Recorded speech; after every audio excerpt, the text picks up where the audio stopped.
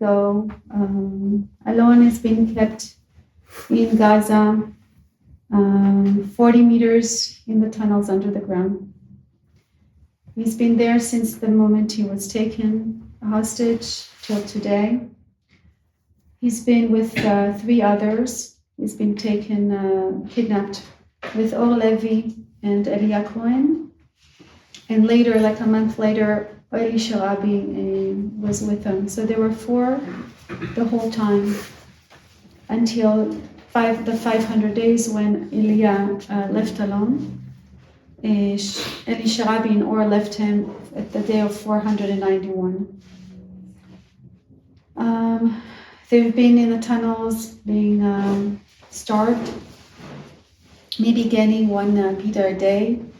Alon was injured. We didn't know this. I guess the IDF didn't know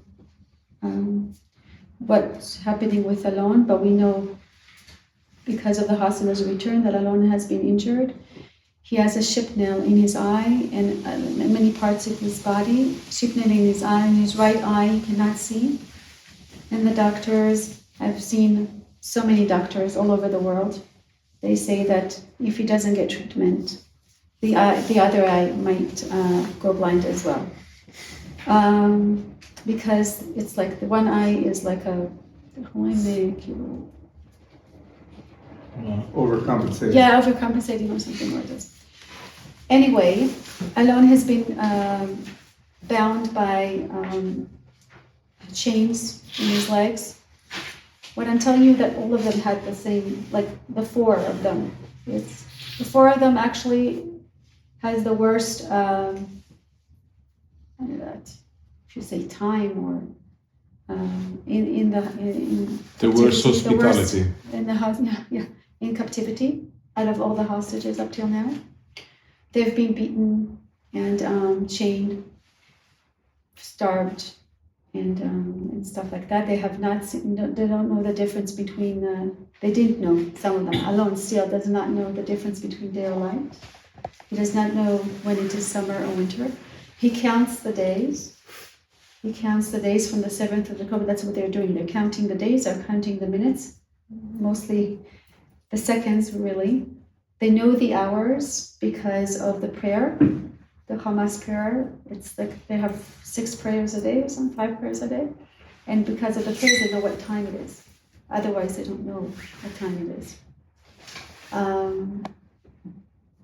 So that's what we know today. And it's really crucial that Alon is brought home. What we know is that when there's a ceasefire, the Hamas is a little bit nicer to them in the fact that they get a little more than a pita a day, and the fact that they let them, just talk and a little bit more with each other. But when there's a war, they are brutal to them. So I'm really scared today because the war started, and we know that if there's war, that means that that they're not acting really nice to Alon. He's probably bound and probably doesn't have as much food as he did the last month, I guess. So let's talk about Alon a little bit so you can know about him more, which is important for me. So this is Alon, and this is his, when he was young, yeah? We'll go. So this is Alon, and this is his brother Ronen and his sister. They have 9 years apart. He got her for his birthday. Alon's birthday was on the 10th of February, and she was born on the 8th of February. So the 10th of February this year, Alon turned 24, and his sister 15. Alon is just a beautiful boy. He loves life. He's always smiling and very, loves a lot of things in life. Mostly, he loves music. You can see him playing here. I think it's because when he was in my stomach, when I was carrying him as a first child, I used to take headphones and hear to music, classical music, and also just different musics that I loved. And I guess when he was born into music. Now he walks like he listens to music, even though he's not listening to any music at all. And he was very interested in different musical instruments when he was really young. So guitar and just different ones. And when he got to the age of 9, he asked us that he wants, to play the piano. And we looked at each other, me and my husband, and we said, oh my God, piano, it's a big, big thing, it's we'll get him, this keyboard. And we got him this keyboard, and he started playing, and we got him this wonderful teacher, a piano teacher. Her name is Aviva. And she came in and she taught him. He was, she came in the first time and she taught him, and she went out. It was wonderful. She came again the next week, and then the next week, and the third week she came. She went out of his room and she said, listen, this is it. Either you're gonna buy a piano or I'm not coming anymore. And we said, why? What did you do? What? He said, well, this is not a piano, and I'm a piano teacher, and your child has great talent. So either you buy a piano or I'm not coming anymore. So that's what we did. This is actually the third piano. This is the last one he got. We got him because as he grew up, he actually he learned more. This is just playing this song when he was young, but I'm going to. So he majored in music in high school.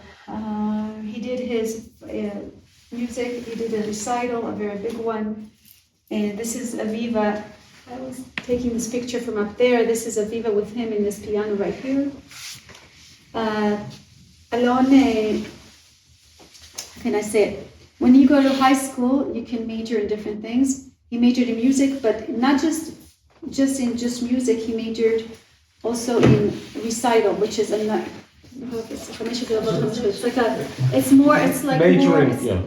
much bigger than just the music. And you're supposed to learn for the recital 3 years. 12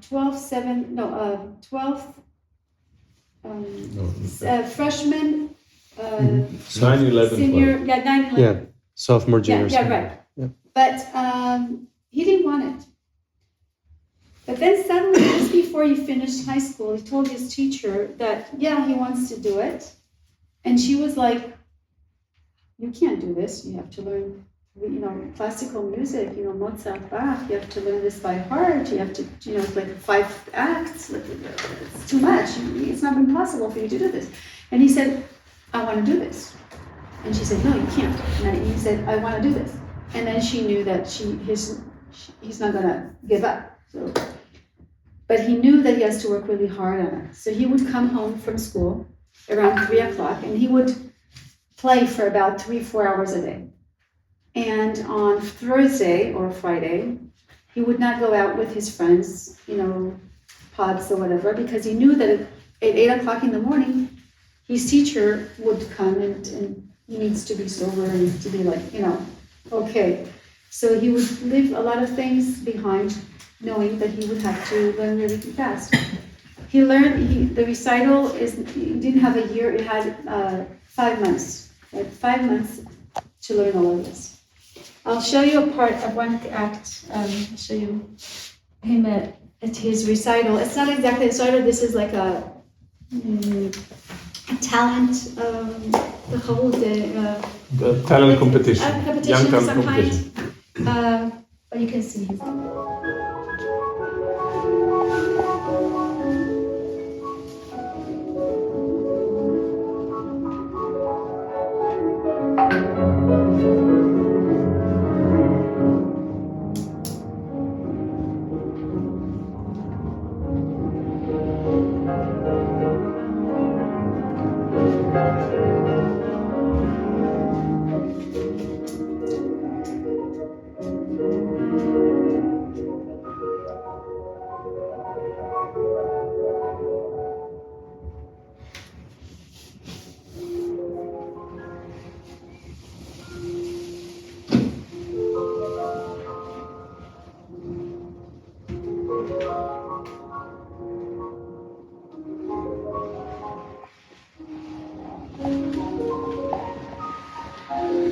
This is just a minute out of 4. This is Debussy, Clair de Lune. Just to know.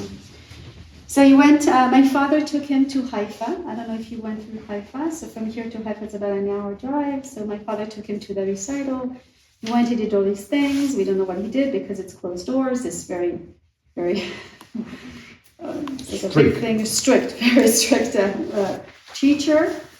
And like a month and a half, I think 2 months later, he got his exams results, and he got 100 in his recital, which is, it's really rare. Usually you get like a 95 tops. He got 100. He's really talented. So Alon, after he finished high school, he wanted to do many things. One of the things he knew he wanted to do is to go and see the world, but he knew that he has to make money.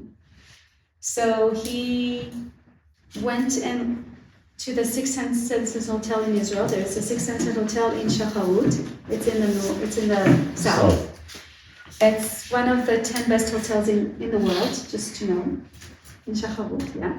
And he worked there for 8 months. You know, he was having fun with his friends and learning new things and just obviously making money as much as he could before his trip. That's something he really liked to do. And as you can see, he's really having a lot of fun, and he's a funny person, and he made a lot of friends. Yeah, Alon has a lot of friends from high school, from everywhere he's gone and been to actually. Okay, so he finished and he went to start his life with, seeing the world in Asia. He decided to go to Asia, traveling all over Asia. He started in Vietnam, and then from there he went to the Philippines, and from the Philippines he went to Nepal, and to India, Sri Lanka, and then he went to Thailand. And this picture here is a picture where he's hugging me because we haven't seen each other for 5 minutes. He came from India to Bangkok airport, and we from Israel, me, my husband, and my daughter, to see him and to just have a good time together for 3 weeks. We went and traveled with him. And this is exactly the moment where he gets to the airport and I get to the airport, and we see each other. And he sees me and he starts running to me, and I started, going to him, and he comes and he hugs me, almost like grabs me. And this smile is really what I want to see really soon. And I see this smile all the time, and I'm saying, I want to see it again. When he was in the Philippines, 2 things, before he went to this trip, which is really important, I want to talk about, he said 2 things to me. Mom, there's 2 things I want to do. I want to learn how to cope in the world alone. I want to know how to, to be, an adult. So I don't want to go with any of my friends. I'm going alone to this trip and to see how I, manage. This is something that he really wants. Obviously, he did it really well. And another thing he was talking about is that he wanted to do some good in this world, and he did some volunteering work in India. He volunteered in India. This is just to remind myself. When he was in Vietnam, he got to Vietnam. I think two weeks into his trip, he calls me and he says, "Mom," and I say, "Yeah." He says, "I got to tell you something." And I'm thinking, "Oh my God, what is going to tell me? What happened?" It's like when you hear his voice, it's like. And he said, "I got to tell you something." And I said, "Okay, what happened?"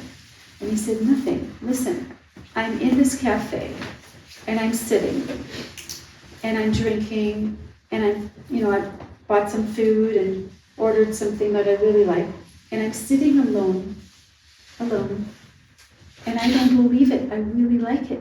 This is my first time in my life where I'm sitting in a restaurant alone, and it's okay.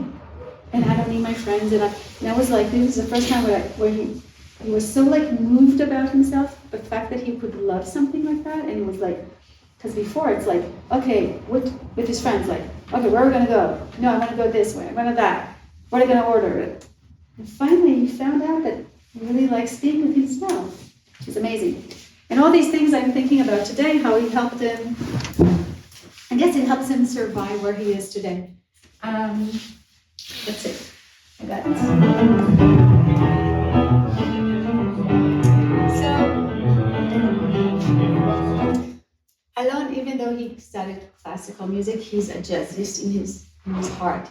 He plays so much jazz, and he alternates and just plays around.